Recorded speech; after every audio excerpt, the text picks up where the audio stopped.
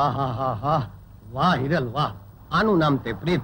ઓલા વિરમનું ઘર જોવા ગઈ અને તું તો મારી ડોશીનું મોઢું જોવાય નો આવી. હવે તારી ડોશીનું મોઢું જોવા આવું ને તો મારો ડોસો મને જોયા જેવી કરી નાખે. હા, અરે પણ ત્યાં જ રાત રોકાઈ ગઈ હોત તો ક્યાં તારો દોહો દીવો લઈને ગોતવા આવત. બહુ સારું. હવે પણ આ બધી છોકરીઓ જતી રહી. હાલો ને, હવે અડધી રાત વીતી ગઈ. મારી માં તો મને મારી જ નાખશે. રોતી જાની રહી જા. તારી માં તારા જેવડી હશે ને તઈ એ આખી રાત આમ જ ગરબે રમતી હશે. અરે રૂમાલ, ઓહો, આ તમે તો ભાઈ બહુ મહેમાન ગતિ કરી. એ તો મહેમાન પહેલી વાર ઘરે આવ્યા હતા ને એટલે. હા તે અંધાઈ દે હવે. જટ હોડકામાં બેહાડો એટલે એના ગામ ભેગા કરી દઉં. હું આવું ભેળો? ના હોત ઉતારે અહીં રે. આ તારા વાળા ને મારા વાળા ને વધેલા વધારાના બધાય ગરબા વાળા ને હેમ ખેમ પોગાડી આવી. આમ તમારે એકલા એકલા વગરો શરણાય. હાલો હાલો હાલો હાલો હાલો. રામ રામ રામ રામ. હળવા હળવા આવો, હળવા હળવા આવો, હળવા હળવા આવો. એમ ઠેકડા મારો માં કહું છું. હળવા હળવા.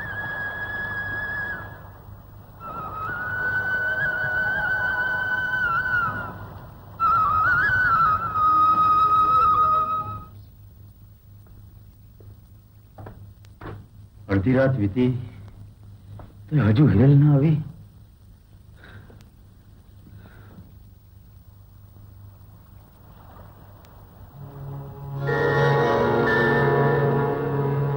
જો આવી ગયું તમારું ગામ. હવે વગાડો શરણાઈ.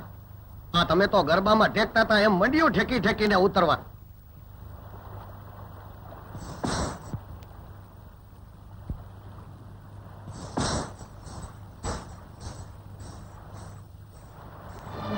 આખા ગામની છોડીઓ આવી ગઈ ને તમે ક્યાં રોકાઈ ગઈ હતી? વિરમને ઘેર મહેમાન થવા ગયા છો કેમ? કયા હક પડે તું એને ઘેર ગઈ હતી છોડી? ઈ પૂછવાનો અધિકાર મારા બાપુનો છે. વિરમને મળવાનો માનીવાળ છોડી, નહીં તો કોને મળવું અને કોને ના મળવું એ મારે જોવાનું છે દીકરા. હવે તો હિરલનું સગપણ વિરમની હાથે જ થશે. રૂમાલ, તમે જઈને વિરમની માને કહો કે સગપણની ચુંદડી લઈને અહીંયા આવે. ભલે ભલે. સગપણના કામમાં શરમ નહીં, ધર્મના કામમાં ઢીલ નહીં અને શરણાઈ વગાડવામાં વાર નહીં. હાલ હોળી વાળા માંડ આંકવા વેલું આવે.